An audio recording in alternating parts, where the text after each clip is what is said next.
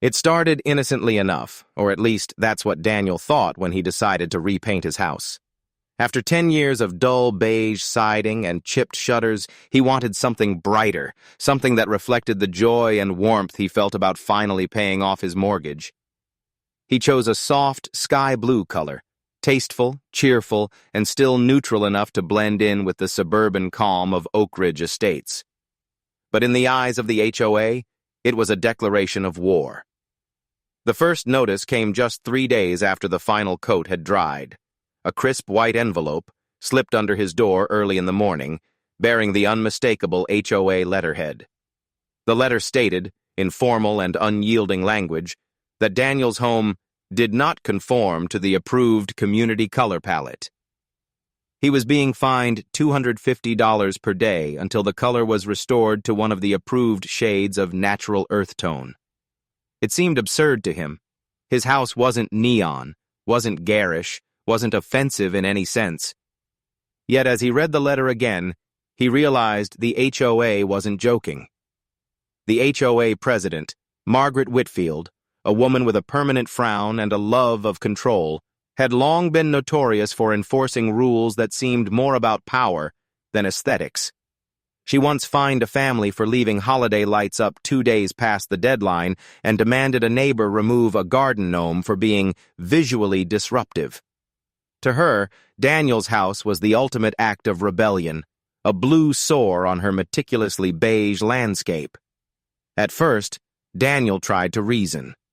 He wrote emails, cited clauses, even showed how the color didn't match any band shade. But every appeal was rejected. The board claimed the overall tone disrupted the neighborhood's visual harmony. Soon, fines began piling up, letters became threats, and Margaret herself started leaving reminders taped to his front door. The neighbors watched cue, witly at first. Some whispered sympathy when passing by, others avoided eye contact altogether. No one wanted to draw the HOA's ire. But Daniel noticed something else. Many people, even those who seemed indifferent, were tired of Margaret's iron grip. Her aesthetic vision had turned their once friendly neighborhood into a colorless row of identical boxes. Then came the meeting.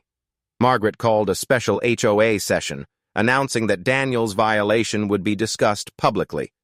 It was meant to humiliate him. As he sat in that stuffy community center, surrounded by bored homeowners, Margaret presented photos of his house as though it were a crime scene. "This," she said, "is what happens when rules are ignored."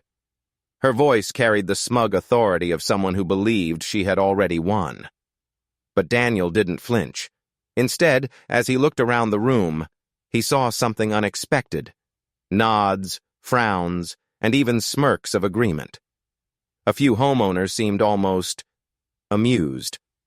That was when an idea began to form in his mind. If the HOA wanted a war over color, perhaps he could give them one on his terms. That night he stood outside his house, staring at the blue paint glinting under the porch light. The color made him smile again. It was bright, bold, unapologetic, a statement of individuality in a place where conformity ruled. He realized something then. The HOA had no real power, only the illusion of it, sustained by fear and compliance. What if, instead of fighting them with paperwork, he fought them with creativity? The next morning, Daniel went to the hardware store, not to buy beige paint, but to buy supplies. He bought a few cans of bright colors, yellow, red, green, and purple, and a large roll of painter's tape. When his neighbor across the street, a quiet retired teacher named Mrs. Benson, asked what he was doing, he simply smiled and said, "Making art." By the weekend, Daniel's house had transformed again. The blue base remained, but now streaks of color began to emerge, subtle, geometric, patterns along the trim, playful accents on the shutters, and a vibrant, multicolored mailbox that looked like something out of a modern art exhibit. The neighborhood buzzed with gossip. Some laughed, others gasped. But everyone noticed. When Margaret saw it, she nearly lost control. Another fine appeared the next day, this time for unauthorized modification of exterior design elements. But Daniel didn't stop. Each new notice only seemed to fuel his imagination. By the end of the week, he had painted a small mural on his side fence, a swirl of colors that symbolized freedom and community. Something began to shift in Oakridge Estates. A few houses down, a couple of teenagers painted a tiny rainbow stripe on their garden bench. A family 2 streets over repainted their front door a deep forest green. Soon, even the most cautious neighbors began adding little splashes of color: flower pots, shutters, even lawn chairs. The monotony was breaking, one brush stroke at a time. The HOA tried to clamp down harder, issuing warnings and threatening legal action. But the more they fought, the more creative the neighborhood became. Color began to spread like wildfire, quietly, rebelliously, beautifully. Daniel didn't know it yet, but his quiet act of defiance was about to ignite something far bigger than a simple paint dispute. What began as one man's fight against an unfair rule would soon turn into a neighborhood movement, one that even Margaret couldn't stop. As the sun set that Friday evening, Daniel stood on his porch, sipping his coffee, watching the sunset blend with the colors of his house. For the first time in years, Oakridge Estates didn't look uniform. It looked alive. And deep down, Daniel knew this was only the beginning. The following week, Oakridge Estates didn't feel the same. The air buzzed with the kind of energy that Margaret Whitfield despised: excitement, unpredicted, ability, and most of all, rebellion. For years, her word had been law. Every bush trimmed to regulation height, every driveway pressure-washed to perfection, and every home painted within her rigid palette of acceptable earth tones. But now, all of that control was slipping away. It began subtly. Children chalking colorful patterns along the sidewalks, homeowners hanging flower baskets in hues that popped against the rows of beige facades. The HOA's community harmony guidelines were being quietly, deliberately ignored. Daniel had started a chain reaction, though he hadn't intended to lead a revolution. When the HOA board gathered for an emergency meeting that Monday evening, the tension was palpable. Margaret sat at the head of the long oak table, her lips pressed into a thin, determined line. The board members, most of them weary homeowners who had volunteered just to keep peace, looked increasingly uncomfortable as she declared Daniel's actions an assault on community standards. Margaret demanded immediate enforcement. "If we don't act now," she insisted, "we'll have a circus on our hands." And to her credit, that's exactly what began to happen, though not in the way she expected. 2 days later, Daniel received a certified letter threatening legal action if he did not restore his property to approved visual compliance. The fines had now reached thousands of dollars.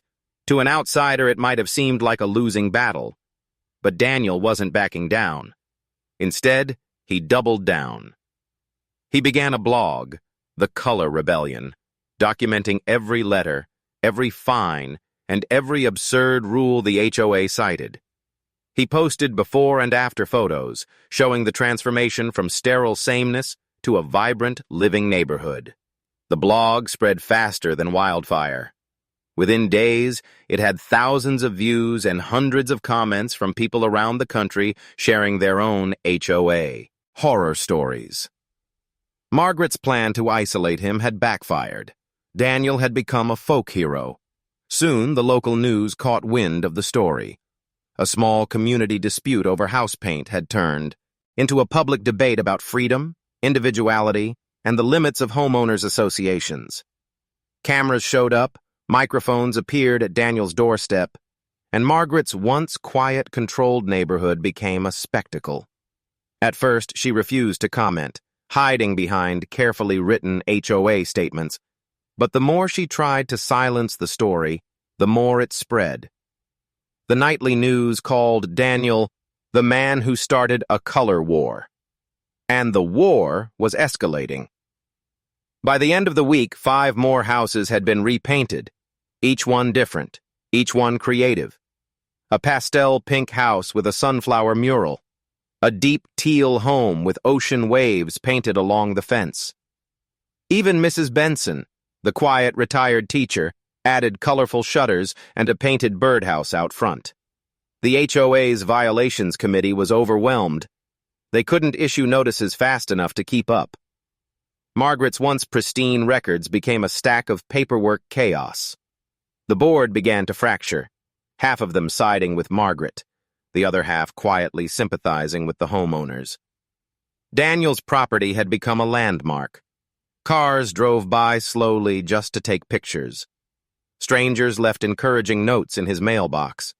Artists offered to help expand the project. One local muralist, inspired by Daniel's defiance, reached out with an idea. What if the entire neighborhood became a living art gallery? Daniel loved the idea, but he hesitated. He never wanted to humiliate anyone, only to challenge a system that stifled creativity. But now, Oakridge Estates had become a symbol of something larger than one man's house color. Then one evening, as Daniel returned from work, he noticed something strange. His mailbox was missing. In its place, a small official notice. Mailbox removed for non-compliance. Property will be restored by HOA maintenance. Margaret had made her move. She had sent the maintenance crew uninvited to remove unauthorized modifications. They had taken down his painted mailbox, stripped a portion of the colorful trim, and left behind a warning sign. To her, it was a message. She was still in control. But Daniel saw it differently. It was proof that she was afraid. He documented everything, the removal, the notice, even the HOA workers nervously looking over their shoulders as they left. Then he posted it online, under the headline, HOA breaks into my property over paint. The internet exploded. Comments poured in, calling for accountability. Reporters started digging into Oakridge Estates' HOA policies, discovering questionable practices and inflated fees. Neighbors who had once been silent started speaking up about years of petty enforcement and intimidation. Margaret's carefully constructed image of order was crumbling. That weekend, a group of residents gathered at Daniel's front yard, not to protest, but to paint. They brought brushes, ladders, and cans of leftover paint. Together, they restored the mailbox and expanded the artwork, adding patterns that intertwined across fences and driveways. It was no longer just Daniel's fight. It was the neighborhood's. Margaret watched from her window, seething. To her, this was chaos. To everyone else, it was community. And as the colors spread, blending house to house, Oakridge Estates began to look less like a suburban grid and more like a canvas of collective defiance. For the first time in years, people talked to each other again. They shared stories, laughed, painted side by side. The sameness that once defined them was dissolving into something far more human, something alive. But deep down, Daniel knew Margaret wasn't finished. The HOA still had power, legal, procedural, bureaucratic, and Margaret was the kind of person who didn't lose gracefully. The color war had only just begun. By the start of the next month, the color war had reached its breaking point. The once monotone Oakridge Estates now looked like a painter's dream or a dictator's nightmare. Depending on who you asked, the streets bloomed with color. Pastel fences, bright window boxes, murals of flowers and sunsets. But behind the cheerful transformation, tension simmered like a storm waiting to strike. Margaret Whitfield had lost control of the neighborhood, and she knew it. Every morning she drove through the community in her silver SUV, documenting infractions with a clipboard and camera. Her trunk overflowed with citation slips, her phone filled with photos of door colors and mailbox art. Yet no matter how many notices she issued, more color appeared overnight. It was as if the community itself was rejecting her authority, like a field of wildflowers breaking through concrete. Her retaliation came in the form of paperwork. Lots of it. The HOA began issuing formal liens for unpaid fines. Legal letters filled mailboxes. Daniel's own fines had surpassed $15,000 according to their ledger, though he refused to acknowledge a single dollar of it. His blog followers had grown into tens of thousands, and now even national outlets were reporting on the suburbia paint uprising. Cameras occasionally lingered at the entrance to the neighborhood, filming the evolving art district that had once been Oakridge Estates. But Margaret was strategic. She knew she couldn't win in the court of public opinion, so she aimed for a different battlefield. The HOA's bylaws granted them certain enforcement powers, including the ability to place liens and, in extreme cases, pursue foreclosure for non-payment of fines. It was a nuclear option, but she was prepared to use it. Late one night, Daniel sat in his living room, reading a thick packet hand-delivered to his door. It was an official notice of intent to foreclose on his property for unpaid HOA assessments. It didn't matter that the fines were for something as trivial as house color. The association had wrapped the violatio into community maintenance dues. Legally, they could claim his home if he didn't comply. For the first time, Daniel felt a flicker of real fear. He wasn't just fighting a petty rule anymore. He was fighting an entire system designed to protect itself. But fear didn't last long. It turned to resolve. If they wanted a legal fight, he'd give them one. He contacted a lawyer known for taking on HOA abuse cases. Her name was Rebecca Tran, a sharp-minded attorney with a reputation for dismantling overreaching associations. She agreed to take his case, pro bono. The moment she reviewed the documents, she saw what Daniel already suspected. The HOA had violated multiple due process provisions. The fines were arbitrary, the liens improperly filed, and the entire enforcement process riddled with bias. Rebecca advised him not just to defend himself, but to go on offense. Together they filed a countersuit for harassment, violation of property rights, and abuse of power. When the news broke that a homeowner was suing the HOA itself, the story exploded again. Reporters swarmed Oakridge Estates, eager to capture the next chapter of the unfolding suburban drama. Meanwhile, Margaret tried to rally the remaining loyalists on the HOA board. But even among her allies, cracks were forming. Some feared the negative publicity. Others were tired of being hated by their neighbors. The more Margaret pushed, the more they distanced themselves. At the next HOA meeting, only 6 residents showed up, including Daniel and his attorney. Cameras were stationed outside. Margaret, dressed in her usual blazer, tried to maintain authority, but the exhaustion showed in her eyes. Her voice trembled slightly as she read from the agenda. The topic: Community Restoration Enforcement. Rebecca spoke calmly, systematically dismantling every argument Margaret made. She quoted specific statutes, presented evidence, and even produced emails showing the HOA's selective enforcement. When she finished, the room fell silent. The board members exchanged uneasy glances. It was the first time Margaret's authority had been publicly questioned inside her own meeting. Outside, a small crowd had gathered, neighbors, reporters, even a few curious outsiders. When Daniel emerged, applause erupted. It wasn't about winning yet, it was about standing up. Over the next week, the atmosphere in Oakridge Estates shifted again. The fear that had once gripped homeowners was gone. People began decorating their homes openly. Murals bloomed across fences, driveways displayed painted patterns, even the sidewalks became canvases. Local artists volunteered their time, transforming the neighborhood into a kaleidoscope of expression. Children painted stars and trees, adults turned bland garages into masterpieces. Margaret watched helplessly from her porch as her vision of uniform perfection dissolved before her eyes. To her, it was anarchy. To everyone else, it was beauty. Then came the moment that sealed her fate. A drone video of the neighborhood posted online showed a breathtaking aerial view, a tapestry of colors, shapes, and community spirit. The video went viral overnight, gathering millions of views. The caption read, "What happens when one man refuses to repaint his house?" By morning, journalists and influencers called Oakridge Estates the painted suburb. Local businesses began sponsoring art supplies.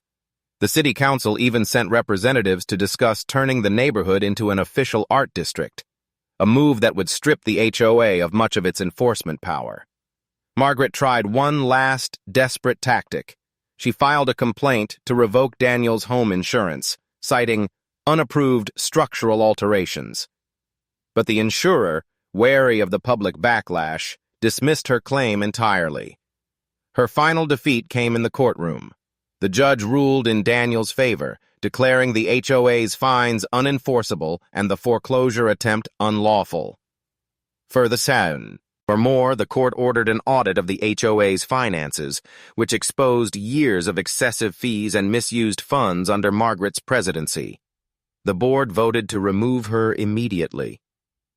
When the decision spread through the neighborhood, it felt like Liberation Day.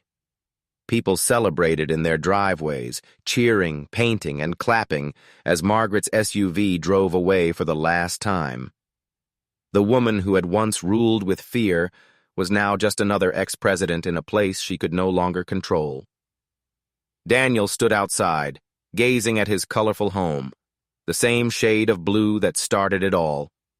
The air smelled like paint and freedom. He wasn't just a homeowner anymore. He was the spark that reignited community in a place that had forgotten what it meant. But even as the neighborhood rejoiced, Daniel knew this wasn't the end. The HOA was gone, but change had a way of attracting new challenges. As murals spread and tourists began driving through, the question lingered. Would their colorful paradise survive its own success? Freedom, it turned out, came with complications. In the weeks following Margaret's removal, Oakridge Estates became a sensation. What was once a quiet, regulation-obsessed neighborhood now buzzed with constant activity. Cars drove slowly through the streets as visitors snapped photos of the painted homes. Local artists came by on weekends, offering to add murals or teach workshops. Even a few small businesses saw an opportunity. Coffee carts appeared on corners, photographers booked sessions against the colorful backdrops, and an art magazine featured the community under the headline, "From Beige to Brilliant: How One HOA Fell Apart and a Neighborhood Came Alive." At first, it was everything Daniel had hoped for.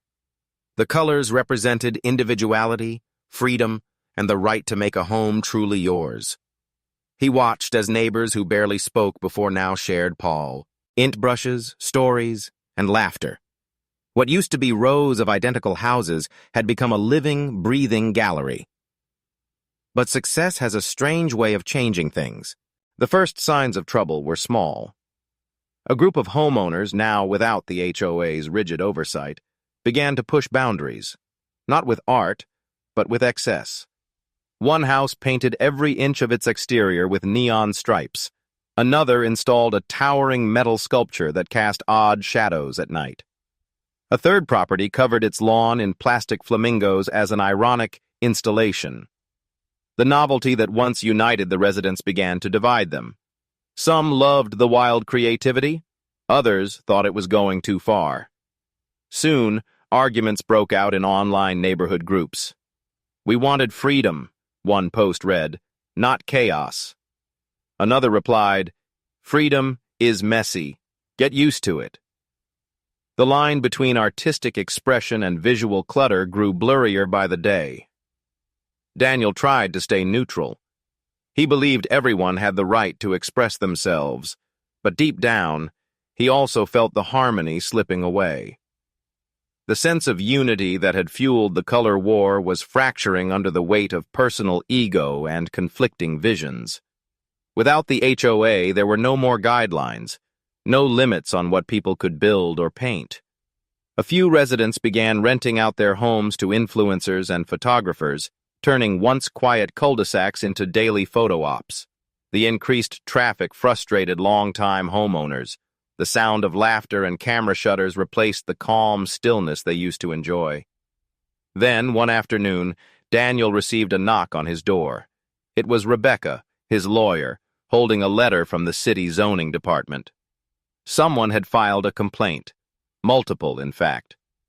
The city had received reports about unpermitted public art displays and obstructions to traffic from visitor overflow.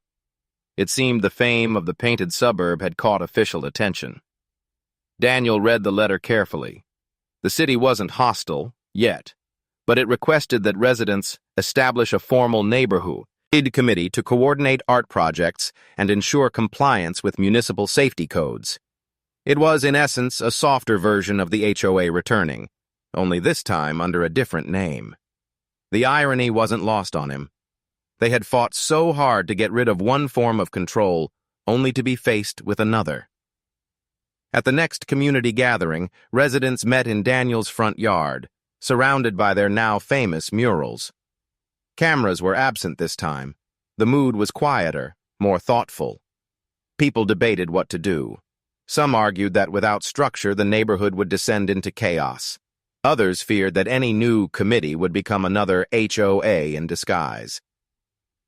Daniel listened, feeling the weight of everyone's eyes when he finally spoke. The color war had made him an accidental leader, though he never wanted to be one. He reminded everyone what the fight was about.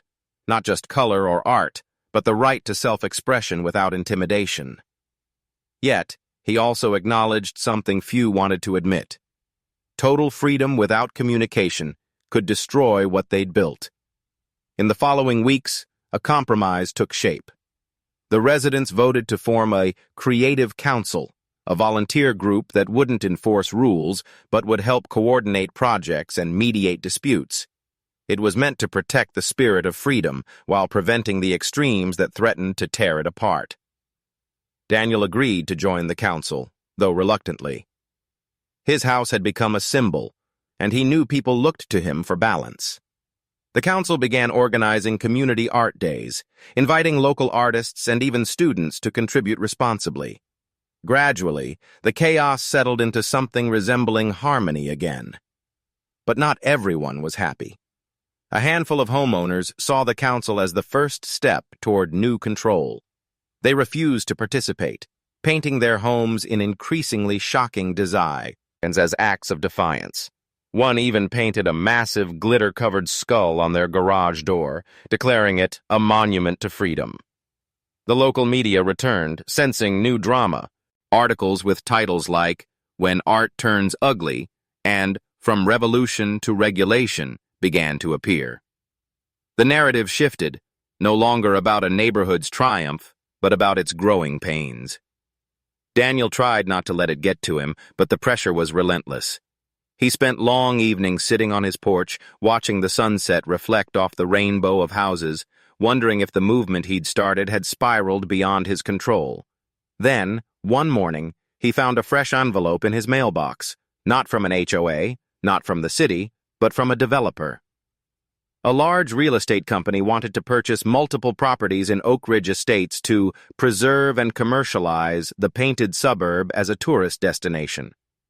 They offered large sums of money to willing sellers, and just like that, a new kind of threat emerged, one not from authority, but from profit.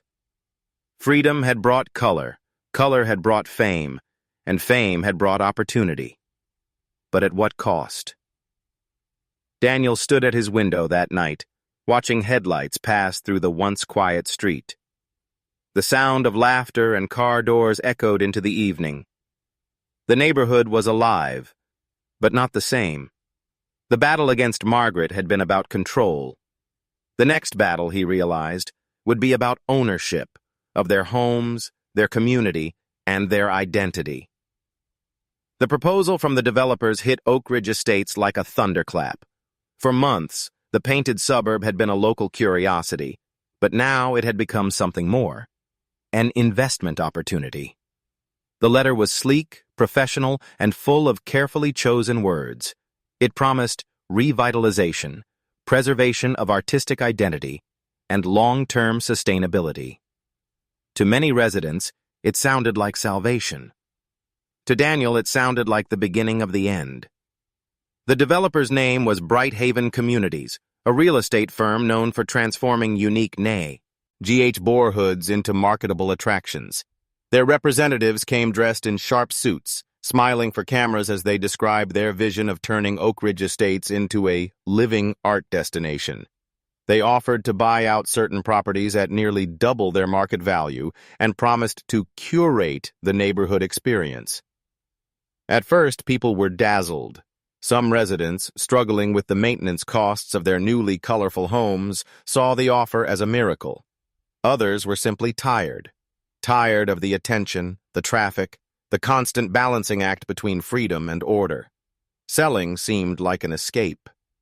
But Daniel saw what lay beneath the promises. Brighthaven didn't want to preserve the painted suburb. They wanted to own it, package it, and sell tickets to it. Once they bought enough homes, they would control the neighborhood through contracts, effectively reinstating the very kind of authority Oakridge had fought to escape.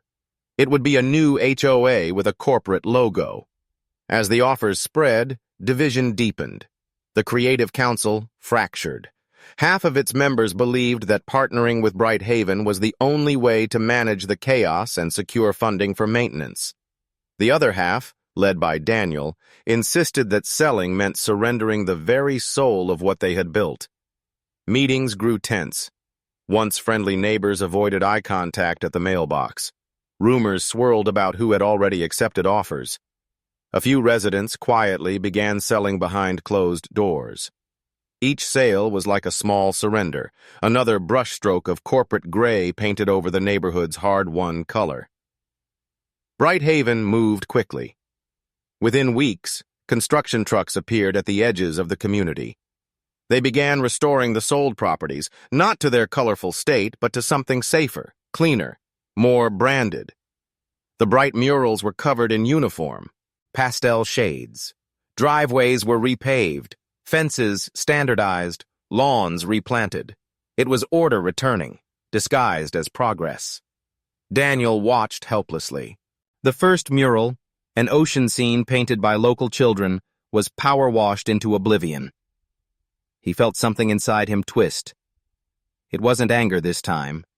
It was grief. The neighborhood had been a symbol of freedom, but now, piece by piece, it was being bought back into silence. Determined not to lose everything, Daniel called for a gathering in his front yard. Only a fraction of the residents showed up. Many of the old faces were gone, replaced by unfamiliar ones, new owners, investors, and representatives from Brighthaven. Still, he spoke, his voice steady but heavy. He reminded those who remained of why the color war had started. One small rule, one unfair fine, one man standing up for something as simple as choice. He urged them not to sell what they had fought for, to remember that freedom was worth more than any buyout. His words resonated with some, but others only saw a man clinging to a fading dream. That night, Daniel and a handful of loyal neighbors took action. They began documenting the murals before they were erased, photographing every wall, every design, every color. They posted the images online under the title, "The Last Colors of Oakridge." The gallery went viral, reigniting public outrage. News outlets returned, calling the developers corporate colonizers of creativity. The attention forced Brighthaven to pause their restorations, but only temporarily. The company countered with a PR campaign of its own, portraying Daniel as a disruptive holdout standing in the way of progress. They accused him of refusing reasonable compromise. Some neighbors began to believe it. Flyers appeared in mailboxes, encouraging residents to move forward together under Brighthaven's new management plan. Then came the letter that made Daniel's stomach drop. Brighthaven had acquired a majority of the neighborhood's properties, enough to form a new homeowners cooperative complete with bylaws. They weren't just buying houses, they were reinstating authority. And once again, Daniel's house was declared non-compliant. History was repeating itself. But this time, Daniel wasn't alone. Word of Brighthaven's tactics spread fast, and soon, artists, activists, and even a few city council members joined the fight. They called it the Second Color War. Social media flooded with the hashtag #SaveThePaintedSuburb. Donations poured in to fund legal defenses. What had started as a local feud had now grown into a national movement, a battle between community and commerce. Protests formed at the neighborhood gates. News vans lined the streets again. Drone footage showed the stark contrast between the colorful homes that remained and the newly restored ones, bright rebellion beside sanitized conformity. The visuals were striking, and the world took notice. Daniel stood before the cameras one final time. Behind him, his blue house shimmered in the sunlight, surrounded by streaks of every color imaginable. He didn't shout or rage. Instead, he spoke quietly about ownership, not of property, but of identity. He reminded the world that creativity couldn't be fenced off, monetized, or managed into submission. What made Oakridge special wasn't the paint, it was the courage behind it. As the crowd applauded, Daniel looked down the street at the line where color met corporate gray. It wasn't just a visual divide. It was a symbol of two philosophies colliding. He knew the battle wasn't over, not yet. Because even if Brighthaven had the deeds, the people still had their voices. And in Oakridge Estates, voices had a way of painting walls no one could whitewash. The following months were unlike anything Oakridge Estates had ever experienced. The neighborhood that once fought for its identity had become a living paradox, a symbol of both rebellion and reinvention. Babal. Creative Council had steadied the chaos, but the arrival of the developer's offer shifted the conversation yet again. The letter Daniel received wasn't a scam or a bluff. The developer, Harmony Real Estate Group, proposed to buy a portion of the neighborhood and turn it into a curated art district. They wanted to preserve the colorful facades but control their presentation. In their glossy pamphlet, they spoke of cultural preservation through professional management. The irony was bitter and clear. At first, most residents dismissed the proposal. They had fought too hard to free themselves from the HOA's grip to hand their homes over to corporate control. But the offers were tempting, far above market value. Some neighbors quietly began to consider selling.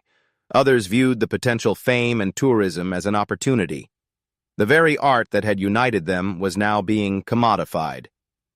Daniel could feel the energy of the community shifting again. Meetings became tense, with voices raised over what freedom truly meant. Was it the ability to paint your house however you liked, or the right to sell it to whoever would pay the most? Slowly, one by one, for sale signs began to appear. The first went up on the corner house, the same one with the neon stripes that had started the first wave of controversy. Then another. Within weeks, half a dozen homes were on the market. The developer wasted no time. They purchased the properties, repainted them in artistically approved palettes, and installed plaques describing each home as part of the Oakridge Art Walk. Tourists returned, but this time the laughter was polite, rehearsed. The neighborhood began to feel like an exhibit rather than a living place. Daniel's home remained untouched, but he couldn't ignore the change around him. The spontaneity, the imperfect beauty that once defined the painted suburb was slowly being polished into a brand. The Creative Council tried to fight back, filing petitions and rallying support, but the developers worked quietly and efficiently. They weren't breaking laws, they were just buying dreams. By spring, Oakridge Estates had split in two. On one side stood the curated art walk, maintained by professionals with guided tours and branded merchandise. On the other side were the holdouts, the original homeowners who refused to sell, their houses still alive with genuine expression. Between them ran a single street that marked an invisible boundary between authenticity and adaptation. Daniel often walked that line in the evenings, passing from the brightly lit displays into the unpolished creativity of the remaining homes. He could see children still painting sidewalks, neighbors still laughing over shared brushes, and for a moment, he felt hope. But even hope, he knew, was fragile. Then came the letter that changed everything. The city council, in partnership with the developer, proposed rezoning Oakridge Estates as a cultural preservation zone. It meant more funding for infrastructure and publicity, but it also meant stricter guidelines on maintenance and aesthetics. Once again, bureaucracy crept in under the guise of progress. A town hall meeting was scheduled. The room overflowed with residents, old, new, and those who stood somewhere in between. The tension was palpable. Daniel sat near the front, watching the debate unfold. Some residents argued passionately for protection. Others accused the developer of erasing their community's soul. When it was Daniel's turn to speak, the room fell silent. He looked around, at faces painted by years of conflict and compromise, and spoke with quiet conviction. He reminded them of how it all began: a simple paint color, a fine, and a refusal to conform. He spoke about art not as property, but as defiance, not as decoration, but as identity. He didn't tell them what to choose. Instead, he told them to remember why they fought in the first place. The following week, the vote passed, but narrowly. The Cultural Preservation Zone would move forward, but with significant amendments. Residents would retain control over their own home's appearance. The art walk would remain, but it would no longer dictate the rest of the community. Freedom, once again, had survived, if only barely. Months later, Oakridge Estates settled into an uneasy peace. Tourists still came, but fewer now. The developer's attention shifted elsewhere. The community learned to balance individuality with cooperation. The houses remained colorful, some polished, some imperfect, but each carried its own story. On one quiet evening, Daniel sat on his porch, the same one that started it all. The sunset painted the sky in streaks of gold and pink, blending with the walls of his home like a reflection of his journey. Across the street, kids ran through sprinklers, their laughter echoing off the painted houses. He realized then that the color war had never really been about rebellion or revenge. It was about proving that beauty can exist without permission, that creativity, once unleashed, can outlive rules, committees, and even corporations. The HOA was gone. The paint still shone. And somewhere between chaos and control, a neighborhood had found its soul again. And in that shimmering quiet, Daniel knew. Freedom, like color, was never meant to stay inside the lines.